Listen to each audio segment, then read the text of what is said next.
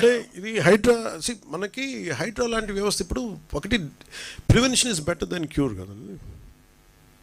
అని ప్రతిసారి ఏం చేస్తాం మనం, వైలేషన్స్ జరిగే వరకు మనందరం వెయిట్ చేసేది. మనందరికీ నేను మాట్లాడినప్పుడు కూడా బ్లైండ్గా వైసీపీ చేసేసిందో లేదా వీళ్ళు చేసి మేమే మాట్లాడాల.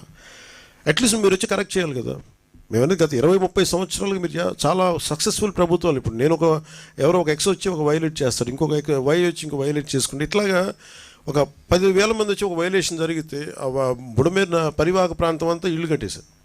అది బేసిక్గా పంచాయతీలకు రెస్పాన్సిబిలిటీ ఉంది, మున్సిపాలిటీలకి రెస్పాన్సిబిలిటీ ఉంది, సంబంధిత అధికార యంత్రాంగానికి రెస్పాన్సిబిలిటీ ఉంది.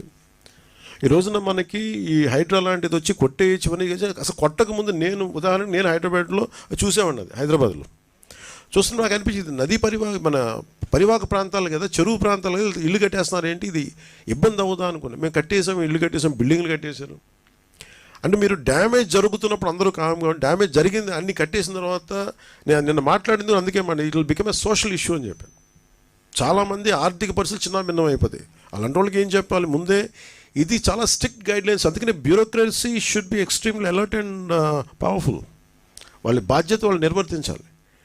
అందుకని ఇప్పుడు రేవంత్ రెడ్డి గారు ముఖ్యమంత్రి వచ్చి ఇప్పుడు ఏమంటారు, కొట్టేస్తూ ఉంటారు. ఆయన చేస్తున్న రైటే, మనం కూడా చెయ్యాలి. అంటే అది కూర్చోబెట్టి అది ఎలాంటి ఇష్యూస్ ఉంటాయో తెలియదు. Lot of social issues, lot of social tensions ఉంటాయి దీనికి.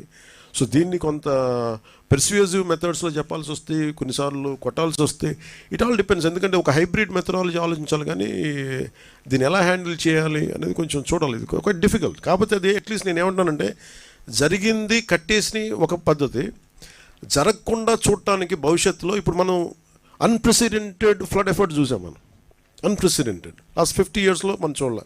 ఇంకొన్ని డేటా ప్రకారం 200 yearsలో కూడా కొన్ని ఈ ఏరియాలో చూడలేదని రికార్డ్స్లో ఉన్నాయి. ఇందాక పొద్దున్న చూస్తూ ఉంటాయి. For example let us take 50 years record.